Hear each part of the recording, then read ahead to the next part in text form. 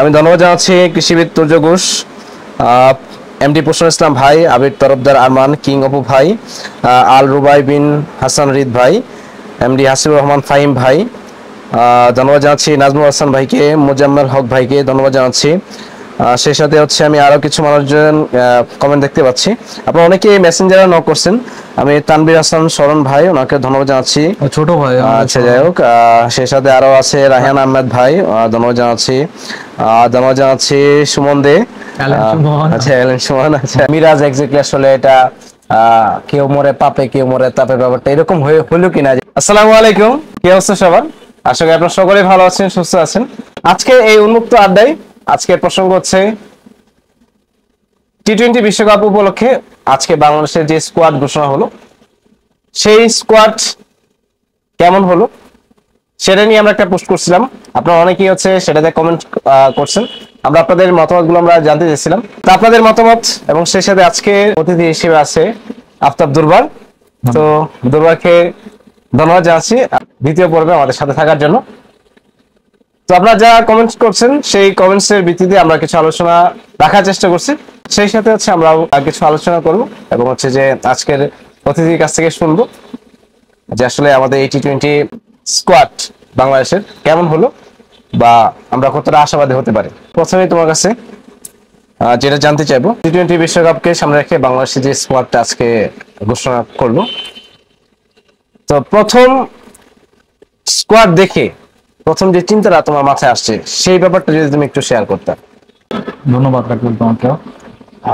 আমার কাছে স্কোয়াডটা ভালো লাগছে। আমার কাছে কেন জানি মনে হয়েছে বাংলাদেশ ক্রিকেট বোর্ডের প্রধান নির্বাচক গাজী আশরাফ হোসেন লিপু সাহেব এই প্রথম অনেকদিন পর বাংলাদেশে দেখলাম। আমার মনে হয় যে একটা সাহসী স্কোয়াড ঘোষণা করছে। দর্শক প্রিয়তা জিনিসগুলোকে এড়িয়ে রেখে আসলে পারফরমেন্সের উপর বিবেচনা করে যে স্কোয়াডটা ঘোষণা হয়েছে, আসলে অনেকের এই স্কোয়াড নিয়ে মতবিরোধ থাকলেও বা পছন্দ অপছন্দের বিষয়গুলো থাকলেও আমার কাছে মনে হয় যে স্কোয়াড ঘোষণা করেছে পারফরমেন্সের বিবেচনা করে স্কোয়াডটা আমার মনে হয় যে ভালো স্কোয়াড ঘোষণা হচ্ছে। বিকালের দিকে একটা পোস্ট করছিলাম যে স্কোয়াড নিয়ে আপনাদের মতামত বা আপনাদের চিন্তা ভাবনাগুলো আমাদের কমেন্টে শেয়ার করতে পারেন। সেখান থেকে আপনারা যারা হচ্ছে কমেন্টস করছেন সেখান থেকে কিছু কমেন্ট হচ্ছে আমরা নেওয়ার চেষ্টা করতেছি এবং সেই কমেন্টসের ভিত্তিতে আমি হচ্ছে যে আজকের অতিথির কাছ থেকে কিছু বিষয় হচ্ছে আমি জানার চেষ্টা করব। তো আপনার দুবার আমি প্রথমেই একটা কমেন্ট আমি দেখাবো, সেটা হচ্ছে এমডি প্রসন্ন ইসলাম ভাই, যিনি কমেন্ট করছেন যে ওনার চিন্তাধারা যেটা, যে স্কোয়াড ঠিক আছে, তবে অধিনায়ক রিয়াদ থাকলে ভালো হইতো, শান্তর মধ্যে কোনো ক্লাস নাই। আমার কাছে আরেকটা পরিবর্তন খুব দরকার মনে হচ্ছে, সেটা হচ্ছে তানবীরের জায়গায় শামীমকে খেলানো হলে আরো বেশি ভালো হইতো। এই কমেন্টসের প্রেক্ষিতে আমি হচ্ছে দুর্বারের মতামতটা আমি চাচ্ছি। অধিনায়কত্বের বিষয়টা নিয়ে আসলে আলোচনা করতে গেলে আমার যা মনে হয় সেখানে অভিজ্ঞতার দিক দিয়ে বিবেচনা করলে আমাদের টিমে সাকিব আছে, মাহমুদুল্লাহ রিয়াদ আছে।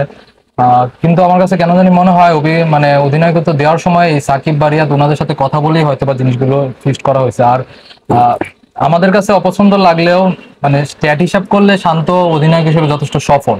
সেক্ষেত্রে রিয়াদ ভাই যতদিন অধিনায়কত্ব ছিলেন উনিও ভালো অধিনায়কত্ব করছেন, কিন্তু উনারও কিছু যে ব্যর্থতা বা যেগুলো ছিল। সাকিবও একজন ভালো প্লেয়ার, এটা নিয়ে আমাদের কোনো সন্দেহ নাই, ভালো অধিনায়কও। কিন্তু সাকিবের বিশ্বকাপটা অধিনায়কত্ব হিসেবে আসলে খুব খারাপ যাওয়াতে আমার মনে হয় আসলে অভিজ্ঞ প্লেয়ারদের একটা প্রেশার ফ্রি রাখার জন্য সেক্ষেত্রে শান্তকে বিবেচনা করা হয়েছে। আর শান্ত যেহেতু আন্ডার-19 ওয়ার্ল্ড কাপে তখন হয়তো বা মেহেদী মিরাজের সাথে শান্ত ছিল ভাইস ভাইস ক্যাপ্টেন ছিল, যে সময় বাংলাদেশ ফাইনাল খেলছিল। আমার মনে হয় সেক্ষেত্রে ওই ক্ষেত্রে শান্তকে বিবেচনা করা হয়েছে। আর তানভীরের বিষয়টা যেটা বলা হয়েছে, তানভীরের ইনক্লুশনটা নিয়ে আমার মনে যথেষ্ট আসলে সন্দেহ ছিল যে তানভীরকে আসলে কি বিবেচনায় আনা হয়েছে। তবে আমার কাছে মনে হয় এটা নিয়ে আসলে একটা অন্য ধরনের প্ল্যান থাকতে পারে আমাদের ক্রিকেট বোর্ডের। কারণ আমরা যদি আসলে স্কোয়াডটা দেখি, সেখানে শেখ মাহাদিকে নেওয়া হয়েছে স্পিনার, আমরা 3টা পেসার নিচ্ছি, আর অলরাউন্ডার নেওয়া হয়েছে। কিন্তু বিবেচনা করলে এখানে সাকিবুল হাসান একমাত্র বামহাতি স্পিনার ধরলে একমাত্র সাকিবুল হাসান আছে। আর সাকিবের আমরা কিছুদিন জানি, কিছুদিন আগেও সেই ইনজুরি থেকে মানে আসছে। বাইনি চান্স আমার কাছে কেন জানি মনে হয় যদি সাকিব কোনো ইনজুরি বা কোনো কিছুতে পড়ে যায়, সেক্ষেত্রে আসলে বাংলাদেশ একটা মানে বামহাতি লেফট অর্থোডক্সের একটা বাংলাদেশ মানে ঘাটতিতে পড়ে যাবে। সেক্ষেত্রে আমার মনে হয় যে অপশন হিসেবে তানভীর ইসলামকে রাখা হয়েছে। আসলে আমরা কারো কমেন্টস এর প্রেক্ষিতে যে আপনার চিন্তা ভাবনা যে আমাদের আলোচনা সাপেক্ষে চেঞ্জ হয়ে যাবে ব্যাপারটা এরকম না। জাস্ট হচ্ছে আপনার কমেন্টস এর ভিত্তিতে আসলে আমরা এজ এ গেস্ট হিসেবে দুর্বারের কি চিন্তা ভাবনা, সেই চিন্তা এবং ভাবনাগুলো হচ্ছে আসলে আপনার কমেন্টের ভিত্তিতে কিন্তু শেয়ার করা। নেক্সট হচ্ছে আমি আরেকটা কমেন্ট দেখতে পারতেছি, সেটা হচ্ছে যে কিং অপু ভাই উনি কমেন্ট করছে যে লিটন দলে কেমনে জায়গা পেলো, এটা আমার খুব জানার আগ্রহ ভাই, আর অবশ্যই ক্যাপ্টেন হিসেবে রিয়াদকে রাখা উচিত ছিল। এই কমেন্টস এর ব্যাপারে দুর্বার তুমি কি বলবো? না, লিটনের ব্যাপারটা নিয়ে আমাদের মনে আসলে অনেকদিন যাবত এখন সংশয় কাজ করতেছে, কিন্তু আমি বারবারই আরেকবার গত একটা ভিডিওতে তোমার সাথে আলোচনা করছিলাম যে লিটনের ক্লাস নিয়ে আমাদের কোনো সন্দেহ থাকা দরকার নেই, বাট লিটন আসলে কিছুটা সময় অনেকদিন যাবত ফর্মহীনতায় ভুগতেছে। কিন্তু মজার ব্যাপার হচ্ছে আমাদের যে স্কোয়াডটা ঘোষণা করছে বা আমাদের কাছে অপশন গুলো সীমিত, দেখা যায় ওপেনিং এর ক্ষেত্রে আমাদের কাছে আছে তানজিদ হাসান তামিম আর হচ্ছে সৌম্য সরকার। সেক্ষেত্রে সৌম্য অনেকদিন আন্তর্জাতিক ক্রিকেট থেকে বাইরে বা ওইভাবে হঠাৎ খেলতেছে না এমন একটা অবস্থায় আছে। রেগুলার প্লেয়ার হিসেবে আমাদের ওপেনার হিসেবে যেখানে এনামুল হক বিজয় বা ইমরুল কায়েস তারা ছিল, তারাও আসলে ওইভাবে পারফরমেন্সের অবস্থায় নাই। সেক্ষেত্রে আমার কাছে কেন জানি মনে হয় আসলে বাড়তি ভাবে অপশন না থাকায় লিটন দাসকে ইনক্লুড করা হয়েছে। আর মিডিল অর্ডারে সেক্ষেত্রে আমার কাছে মনে হচ্ছে যে লিটন দাসকে বাদ দিলে মিডিল অর্ডারে একটা চান্স নেওয়া যেত বা চেঞ্জ করা যেত, সেক্ষেত্রে আফিফ হোসেন বা শামীম পাটোয়ারিকে বিবেচনা করা যেত। কিন্তু আমার কাছে মনে হয় যেহেতু রিশাদও ব্যাটিং করতে পারতেছে, জাকের আলী আছে, সেখানে সাকিব মাহমুদুল্লাহ থাকার পরেও ওপেনিং এ মনে হয় বাংলাদেশ একটা বাড়তি অপশন রাখার চেষ্টা করছে। সেটার সাথে আমি আরেকটা বিষয় ইনক্লুড করবো যে যেহেতু এনামুল হক বিজয় আমাদের হাতে কিন্তু ভালো একটা অপশন ছিল, আমরা এনামুল হক বিজয়ের কাছে ঘরোয়া ক্রিকেটে আসলে এক্স্যাক্টলি তার যে পারফরমেন্সটা ছিল আমরা যেরকমটা দেখছি, আমরা কিন্তু অনেকটা আশাবাদী ছিলাম যে এবারে টি-20 বিশ্বকাপে হয়তো তার পারফরমেন্সটা আরো ভালো হবে। বাট এজ এ নির্বাচক হিসেবে আমি বলবো যে গাজী আশরাফ হোসেন লিপু অনেক চৌকস একটা হচ্ছে সিদ্ধান্ত নিচ্ছেন। উনি যেটা চিন্তা করছে আমার মনে হয় যে আন্তর্জাতিক পর্যায়ে আসলে যারা পারফরমেন্স করে, হয়তো অনেকে আছে কিন্তু ঘরোয়া ক্রিকেট, আমি সেক্ষেত্রে আসলে এখানে লিটন দাসের পারফরমেন্স করে থাকছে এই জিনিসটা আমি এটার পক্ষে বলতে নারাজ। আমার কাছে কেন জানি মনে হয় এনামুল হক বিজয়কে সবসময় আমার কাছে আনলাকি প্লেয়ার হিসেবে মনে হয়েছে, সবসময় ভালো পারফরমেন্স করে হয়তো কেন জানি টিমে জায়গা পায় নাই। এই হিসাবে হয়তো নির্বাচক মন্ডলীর মনে হয়েছে যে লিটনই টিমে থাকুক, যেহেতু একটা টিম কম্বিনেশনের বিষয় আছে, অনেকদিন ধরে একসাথে খেলে যাচ্ছে, আমার মনে হয় টিম কম্বিনেশনের বিষয়টাতে লিটনকে আগায় রাখা হয়েছে। আমরা আরেকটা কমেন্ট নিব, সেটা হচ্ছে আল রুবাই বিন হাসান রিদ, উনি কমেন্ট করছেন যে স্কোয়াডে তানভীরকে বাদ দিয়ে আফিফকে রাখতে পারতো, কারণ সে টপ মিডল দুই দিকে খেলতে পারে। 4 জন স্পিনার থাকার পরেও তানভীরকে স্কোয়াডে রাখার মানে বুঝলাম না। স্কোয়াড এখানে আমি তোমাকে বলি, এখানে আফিফকে না রাখার, এখানে স্কোয়াড বিবেচনা করলে 4 জন স্পিনার না, আমাদের মেইন জেনুইন স্পিনার বললে একমাত্র লেগ স্পিনার ইশাদ হোসেন আর শেখ মাহাদি যেহেতু আছে, আর সাকিবুল হাসান অলরাউন্ডার, 3টা স্পিনার রাখা হয়েছে। আর আফিফের বিষয়টা কেন রাখা হয় না, এখানে যেহেতু সাকিবুল হাসান, মাহমুদুল্লাহ রিয়াদ, ওয়ান ডাউনে নাজমুল শান্ত খেলুক বা সাকিবুল হাসান খেলুক, তারপরে জাকির আলী যেহেতু একটা ভালো পারফরমেন্স করতেছে, রিশাদ হোসেনও শেষ দিকে ভালো ব্যাটিং করতেছে, আর একটা লেগ স্পিনার যেহেতু টিমে অবশ্যই বৈচিত্র্য আয়না দেয়, লেগ স্পিনার দরকার।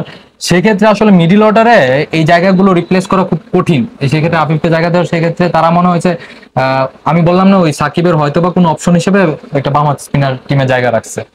একটা বিষয় আসলে টি-20 স্কোয়াড ঘোষণার পর থেকে বেশ কয়েকটা বিষয় কিন্তু চোখে আসছে, যেমন ফেসবুকে বা বিভিন্ন হচ্ছে নিউজ পোর্টাল যেটা আসছে, মিরাজ এক্স্যাক্টলি আসলে এটা কেউ মরে পাপে কেউ মরে তাপে ব্যাপারটা এরকম হলো কিনা, যেমন কায়েসের ব্যাপারটার সাথে, যেমন মিরাজ কায়েস ওরা আছে একটা কোম্পানি এস্টাবলিশ করছে ব্যাটের, তো কায়েস যেরকম ভাবে বাদ পড়ছে ওরকম ভাবে কি মিরাজ বাদ পড়ে যাচ্ছে কিনা সিস্টেমেটিক্যালি এই ব্যাপারটা আসলে জড়িয়ে যাচ্ছে। কিন্তু মিরাজ খুবই আনলাকি প্লেয়ার, হয়তোবা আমি বলতে হয় যে এই বিষয়টা নিয়ে আনলাকি মিরাজ থেকে আমি বললাম না বিষয়টা, মিরাজ আসলে অনেকদিন ধরে টি-20 টিমের সাথে নাই, যার কারণে হয়তোবা নির্বাচকরা তাকে ওইভাবে জাজ করতেছে না। মিরাজ তার খেলার, আমি যতটুকু দেখছি তার খেলার সে ব্যাটিং স্টাইল বলো, ব্যাটিং ক্যাপাবিলিটি বলো, মিরাজ অনেকটা নিজেকে ইমপ্রুভ করছে। মিরাজের আগে যে শর্ট খেলা, সে শর্টের ক্যাপাসিটিও সে মিরাজ বাড়াইছে, যে বোলিং ভেরিয়েশন আমার কাছে মনে হয়েছে মিরাজ অনেক কিছু চেঞ্জ করছে। কিন্তু হয়তোবা বাংলাদেশ এখানে মিরাজ আনলাকি বলতে হয়, শেখ মাহাদি হয়তোবা তার জায়গা থেকে যেসব ডিপিএল বা হয়তোবা যেসব ঘরোয়া লিগে এত ভালো পারফরমেন্স ছিল, সেই জায়গায় হয়তোবা মিরাজ ওই বিবেচনা করে আসতে পারে। এক্স্যাক্টলি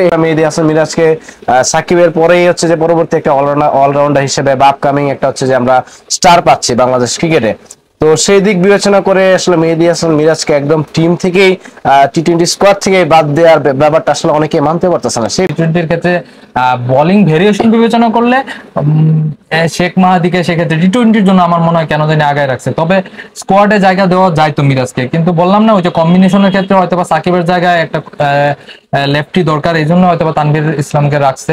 বাট মিরাজের জায়গাটা, স্পিনিং কন্ডিশনে মিরাজের জায়গাটা আমি প্রেফার করি, কিন্তু এটা বাই নেচার হয়তো আনলাক হয় নাই, যা আছে হয়তো আমাদের সেটা নিয়ে ভালো করতে হবে। বাংলাদেশ ন্যাশনাল টিমে যারাই আছে সবারই হচ্ছে যে আলাদা একটা ফ্যান বেজ আছে, প্রত্যেকেরই হচ্ছে আলাদা একটা চয়েস আছে। তো সবাই আসলে সবার ওই চয়েসের ব্যাপারটা থেকে, চয়েসের প্লেয়ারের ব্যাপারটা থেকে অনেকেই একটা ইমোশনাল হয়ে যায় যখন তার প্রিয় খেলোয়াড়কে যখন সে স্কোয়াডে পায় না। তো এই জায়গা থেকে আসলে অনেকেই দেখলাম মিরাজের ব্যাপারটা নিয়ে অনেকে একটু হচ্ছে যে ফেসবুকে হোক বা বিভিন্ন মাধ্যমে হোক তারা হচ্ছে যে একটু হচ্ছে যে মনক্ষুণ্ণ, অনেকে হচ্ছে অনেক ধরনের পোস্ট দিচ্ছে। এখানে কিন্তু আমরা আরেকটা কমেন্ট পাইছিলাম, যিনি হচ্ছে ডিটেলস লিখছেন, আমার কমেন্টসটা খুব ভালো লাগছে। এমডি হাসিবুর রহমান ফাহিম ভাই কমেন্ট করছে যেটা, যে সাইফুদ্দিনের ইস্যুটা আমার কাছে খুব ভালো লাগছে। তো এটা আমি হচ্ছে কোটেশন করে রাখছিলাম যে জিম্বাবুয়ের সাথে 96টা ডেলিভারিতে 6টা ইয়র্কার দিয়েছে। একজন ডেথ ওভার বলার যদি এমন করে তাহলে তাকে বাদ দিবে না তো কাকে দিবে। এই পয়েন্টটা আমার কাছে খুব ভালো লাগছে যে আসলে এক্সিট আসলে যেহেতু হচ্ছে ডেথ ওভার বলার হিসেবে আমরা সাইফুদ্দিনকে কিন্তু আমরা টিমে রাখা একটা প্ল্যান ছিল, বা আমরা এরকম ভাবে কিন্তু রিজার্ভ করি। সাইফুদ্দিন আর তার যে বোলিং লেন্থ বা তার বোলিং ডেলিভারি করার যে আসলে পজিশন গুলা, এটা কিন্তু আসলে ওই ব্যাপারটা আসলে আমরা পাইনি। না না, ওর স্লোয়ার বল গুলো কার্যকরী লাগে না। আমার কাছে মনে হয় 24টা বলের মধ্যে আমি দেখলাম যে 22 থেকে 23টা বলে সে স্লোয়ার বলই করতেছে। এখন এই জিম্বাবুয়ের ব্যাটসম্যানরা হয়তো বা এইভাবে ট্রিট করতেছে, যখন সে রাসেলের সামনে পড়বে, যখন সে মানে মিচেল মার্কসের সামনে পড়ুক, জন আসলানকা যাদের সামনে পড়ুক, ওইসব জায়গায় যে এইভাবে তোমার বলের মাঝখানে ভেরিয়েশন না থাকলে ওইসব জায়গায় যে খুব টাফ অবস্থা করতে হবে। আমার কাছে মনে হয় সাইফুদ্দিনের এই অবস্থা বিবেচনা না করাটা খুবই সঠিক সিদ্ধান্ত। এটা ঠিক আছে। মিরাজের বিষয়টা নিয়ে আমি খুবই কনফিউজ, হয়তো বা এটা নিয়ে অন্য প্ল্যান থাকতে পারে। বাংলাদেশ টিমের এখন যে অবস্থা, এখন অবস্থায় কিন্তু আমাদের সবচেয়ে শক্তিশালী ইউনিট বিবেচনা করলে বাংলাদেশের পেস বোলিং ইউনিট, যে পেস বোলিং ইউনিট আমাদের যে এখানে আছে, আমাদের এই মুহূর্তে সেরা বোলার আমার মতে এখন শরীফুল। আমাদের এই মুহূর্তে সবচেয়ে পেস যদি এখন হিসাব করি, পেস বোলারদের লিডার হচ্ছে তাসকিন। তাসকিনও হয়তো বা ইনজুরি থেকে উঠে আসতেছে বা এই অবস্থা আছে, তাসকিন একটা অবস্থা আছে। আর আমাদের আইপিএল খেলে আসছে যেহেতু মুস্তাফিজ এমনি অভিজ্ঞ প্লেয়ার এখন অনেক পেস বোলারদের মাঝখানে, তারপরে সে আরো বিভিন্ন অভিজ্ঞতা নিয়ে আসছে। সেক্ষেত্রে আসলে সাইফুদ্দিন এই বোলারদের সাথে ই করে সাইফুদ্দিনের জায়গা নেওয়াটা এখানে খুব কঠিন অবস্থা। আর সেক্ষেত্রে আমরা তানজিম হাসান সাকিবরেও রাখছি। আমার কাছে মনে হয়েছে অপশনটা ঠিক আছে, যেহেতু তাসকিন আমার ইনজুরিতে আছে, কোনো সময় যদি আমার 3টা পেসার নিয়ে খেলতে হয় সেক্ষেত্রে আমরা হয়তো তানজিম হাসান সাকিবকে বিবেচনা করব। কিন্তু আমার কাছে মনে হয় বিশ্বকাপের বাংলাদেশের তুরুপের তার সাথে চলতেছে শরীফুল আছে। ঠিক আছে, আরেকটা প্রশ্ন আমরা কমেন্টস নিচ্ছি, সেটা হচ্ছে সুমন দে যে কমেন্ট করছে যে আফতাব দুর্বার, তুমি সিলেক্টর হলে টিম কেমন হতো, আর বর্তমান স্কোয়াডের মধ্যে কোথায় দুর্বলতা আছে তোমার টিমের সাপেক্ষে একটু যদি বলতে। আমি স্কোয়াড বিবেচনা করলে আমার কাছে একটু স্কোয়াডটা দেখলে আমার কাছে মনে হইতেছে যে মিডিল অর্ডারে আমি একটু মানে ব্যাপারগুলো হচ্ছে যে আমি হয়তো বা আমার স্কোয়াড বিবেচনা করলে, আমি স্কোয়াড দেখলে আমার সবকিছু ঠিক আছে, কিন্তু আমি হয়তো বা তানভীর ইসলামের জায়গায় আমার কাছে মনে হয় আমি এক্ষেত্রে আফিফ বা শামীম যে কোনো একজনকে চুজ করতাম। আমার কাছে মনে হয় কারণ হচ্ছে যেহেতু তৌহিদ হৃদয়, মাহমুদুল্লাহ রিয়াদ দুজনই ডানাতে ব্যাটসম্যান আছে, ঠিক আছে, তৌহিদ হৃদয় একটা ভালো ছন্দেও আছে, কিন্তু আমার কাছে মনে হয় জাকের আলী এই কিছুদিন হচ্ছে টিমে ইনক্লুড হয়েছে, জাকের আলী ভালো পারফরমেন্স করছে। জাকের আলী তবে নিজেকে প্রুভ করার সুযোগ জাকের আলী এখনো পায় নাই। তো কেন জানি মনে হচ্ছে যদি আসলে ওই লেভেলে আন্তর্জাতিক ক্রিকেটে যে জাকের আলী যদি একটু ফেল করে, ওই জায়গাটাতে আমার কাছে মনে হচ্ছে যে শামীম পাটোয়ারি বা আফিফ হোসেনরা আমি রাখতাম, কারণ হচ্ছে ওই জায়গাগুলোতে আফিফরা এইসব জায়গায় লেভেলে খেলাধুলা করে আসছে। সেক্ষেত্রে আমি অপশন হিসেবে হয়তো বা আফিফ অথবা শামীম পাটোয়ারিকে আমি টিমে জায়গায় রাখতাম। আচ্ছা, দুর্বলতার কোনো বিষয়? দুর্বলতা বলতে গেলে আমি আসলে ওপেনিং এ দুর্বলতাটা দেখবো, যদিও তানজিদ হাসান তামিম একটা মারাত্মক স্টাইলিশ প্লেয়ার, মারাত্মক।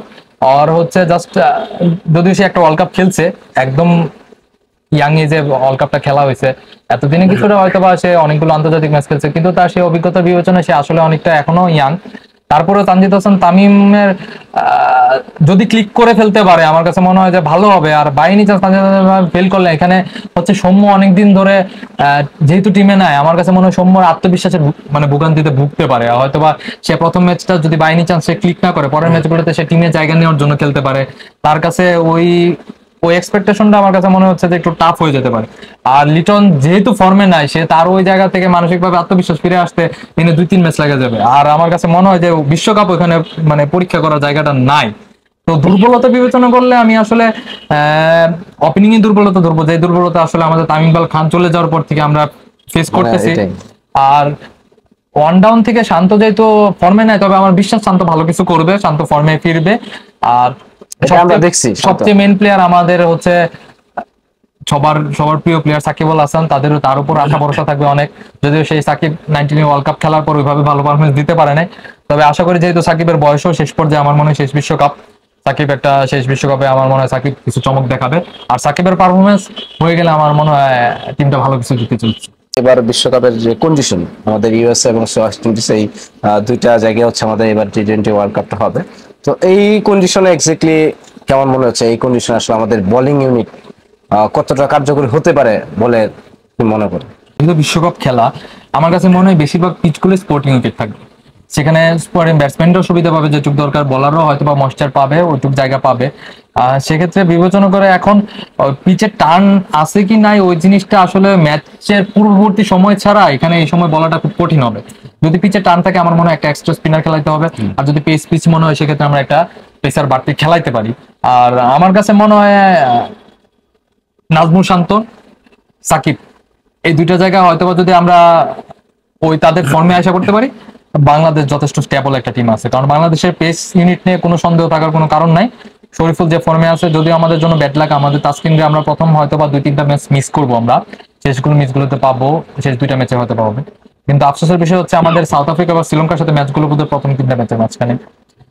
তো যাই হোক, মুস্তাফিজ যদি তার সেই ছন্দে থাকে, সেক্ষেত্রে শরীফুল যদি আমাদের আর্লি উইকেট এনে দিতে পারে, আমার কাছে মনে হয় যে ভালো কিছু সম্ভব। সেক্ষেত্রে শান্ত আর সাকিবের উপর আমার কাছে মনে হচ্ছে অনেক কিছু নির্ভর করছে। পর্দার আড়ালে যে নায়ক, তাদেরকে আসলে আমরা সবসময় পর্দার আড়ালে কেন জানি রেখে দিই। আমাদের পর্দার আড়ালে নায়ক যারা সবসময় পড়ে থাকে আমাদের রিয়াদ ভাই, মাহমুদুল্লাহ রিয়াদ ভাই, যিনি আসলে আমাদের এই টি-20 স্কোয়াডের, এটা আমি যদি বলি যে অন্যতম মাইটোকন্ড্রিয়া আমি বলবো এক কথায় যদি বলি। কারণ ওনার টিমের যে ইনক্লুড এবং হচ্ছে টিমে থাকার পরে টিমের যে একটা স্পিড বা আমাদের দর্শক হিসেবে যে একটা ভালো লাগা, মাহমুদুল্লাহ রিয়াদকে নিয়ে একটা আশা ভরসা। আমি একটা কথা বলি, এটা আসলে খারাপ দেখা যায়, আমি রিয়াদের কথা বলি না, রিয়াদ ভাইয়ের কথাটা, কারণ হচ্ছে রিয়াদ ভাইয়ের উপর আমার আত্মবিশ্বাস এতটুকু এই পর্যায়ে চলে গেছে, রিয়াদের পারফরমেন্স বা রিয়াদ ভাইয়ের ব্যাটিং দেখে আমার কাছে এটুকু মনে হয়েছে যে রিয়াদ ভাই ভালো পারফরমেন্স করবে, আমার কেন জানি আত্মবিশ্বাস।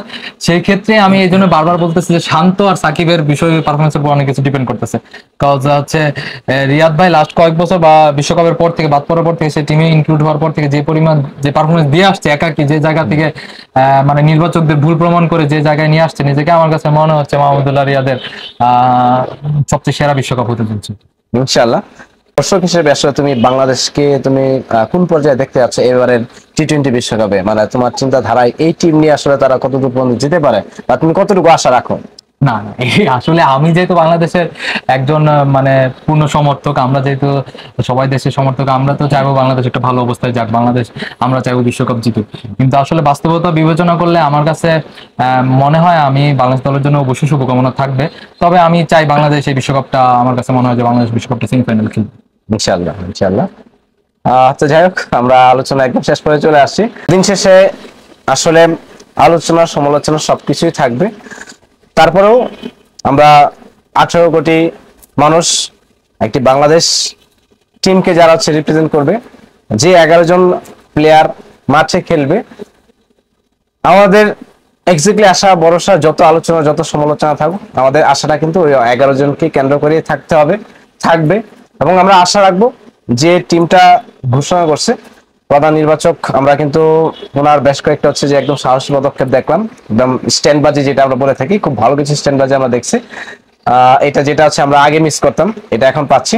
ইনশাল্লাহ আশা করি সবার কম্বিনেশনে এবার টি-20 ওয়ার্ল্ড কাপে আমরা আসলে এতটাও আশাবাদী না, বাট আমরা চাই এজ এ টিম হিসেবে যেন হচ্ছে দর্শকের মনটা হচ্ছে জয় করে নিতে পারে। বাংলাদেশের সাধারণ দর্শক আমরা যারা আছে, আসলে আমরা অনেক বেশি ক্রিকেট অনুরাগী, ক্রিকেটকে অনেক বেশি ধারণ করি, ক্রিকেটকে অনেক বেশি ভালোবাসি। সেই আবেগের জায়গা থেকে, সেই ভালোবাসার জায়গা থেকে আমরা চাই যে বাংলাদেশ টিম একটা ভালো খেলা হচ্ছে আমাদেরকে উপহার দিক, সেটাই আসলে আমাদের চাওয়া। আমাদের আজকে এই অনুষ্ঠানটা প্রাণবন্ত হওয়ার পিছনে যাদের অবদান অনেক বেশি, তাদেরকে বিশেষভাবে ধন্যবাদ জানাই। কারণ আমরা যে পোস্টটা করছি, আপনারা অনেকেই হচ্ছে কমেন্ট করছেন, আপনাদের মতামতের ভিত্তিতে আসলে আমরা আরো বেশি স্বাচ্ছন্দ্য নিয়ে প্রোগ্রামটা করতে পারছি।